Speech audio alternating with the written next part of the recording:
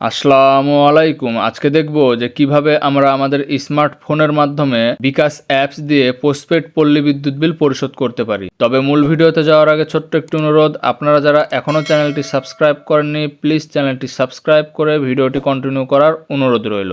এছাড়াও বিদ্যুৎ বিল related video link সহ অন্যান্য প্রয়োজনীয় ভিডিও লিঙ্ক এই ভিডিওর ডেসক্রিপশন বক্সে দেওয়া থাকবে, আপনি আপনার প্রয়োজনীয় ভিডিওটি সেখান থেকেও দেখে নিতে পারেন। তো চলুন শুরু করা যাক মূল ভিডিও। এর জন্য আমি আমার স্মার্টফোন থেকে বিকাশ অ্যাপটি ওপেন করে নিব। এখন বিকাশ অ্যাপে এখানে আমি পিনটি দিয়ে পরবর্তীতে ক্লিক করব। পরবর্তীতে ক্লিক করার পরে এই যে মোবাইল রিচার্জের নিচেই কিন্তু লেখা আছে পে বিল, পে বিলে ক্লিক করব। পে বিলে ক্লিক করার পরে এই যে প্রথম লাইনের প্রথমেই লেখা আছে বিদ্যুৎ, এই বিদ্যুতে ক্লিক করব। এরপর এই যে সর্বপ্রথম লেখা আছে পল্লী বিদ্যুৎ প্রিপেইড, পল্লী বিদ্যুৎ পোস্টপেইড। তো আমি যেহেতু পল্লী বিদ্যুৎ পোস্টপেইড বিল পরিশোধ করব, এই জন্য পল্লী বিদ্যুৎ পোস্টপেইডে ক্লিক করব। পল্লী বিদ্যুৎ পোস্টপেইডে ক্লিক করার পরে এই যে এখানে প্রথমে আমাকে মাসটি সিলেক্ট করে নিতে হবে যে আমি কোন মাসের বিলটি পরিশোধ করব। আমি যেহেতু মে মাসের বিল পরিশোধ করব, এই জন্য এখানে মে 2024টি সিলেক্ট করে নিলাম। এরপরে তার নিচে এখানে বলছে SMS অ্যাকাউন্ট নম্বর দিন।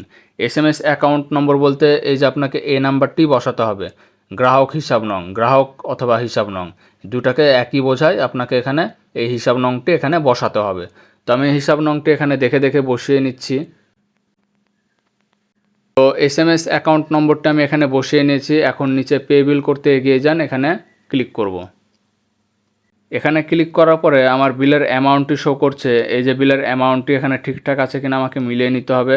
তো আমার বিল যেহেতু 430 টাকা অ্যামাউন্ট এখানে ঠিকই আছে, এর জন্য আমি পরের ধাপে যেতে ট্যাপ করুন, এখানে ক্লিক করব। এখন এখানে আমাকে আবারও বিকাশ অ্যাকাউন্টের পিন নাম্বারটি বসাতে হবে। তো আমি এখানে আমার বিকাশ অ্যাকাউন্টের পিন নাম্বারটি বসিয়ে নিচ্ছি। এরপর এই যে ডান পাশে তীর চিহ্নে ক্লিক করব। এখন এখানে এই যে পে বিল করতে নিশ্চিত করুন, মানে এখানে আমার সর্বমোট ব্যালেন্স দেখাচ্ছে যে কত টাকা বিলটি ছিল এবং অ্যাকাউন্ট নম্বরটা আবার পুনরায় শো করছে এবং সব নিচে এই যে পে বিল করতে ট্যাপ করে ধরে রাখুন। তো এখানে আমি পে বিল করতে ট্যাপ করে ধরে রাখব। এখন এই যে ওপরে বলছে আপনার পে বিলটি সফল হয়েছে, ট্রানজ্যাকশন আইডি এখানে শো করছে এবং বিলটি আমি কখন পরিশোধ করেছি সেই সময় কিন্তু এখানে শো করছিল। তো আশা করি বুঝতে পেরেছেন যে কিভাবে বিকাশ অ্যাপের মাধ্যমে পল্লী পোস্টপেড বিদ্যুৎ বিল পরিশোধ করতে হয়। তো ভিডিওটি ভালো লাগলে অবশ্যই লাইক শেয়ার করতে ভুলবেন না। আজকের মতো এখানেই বিদায় নিচ্ছি। আসসালামু আলাইকুম।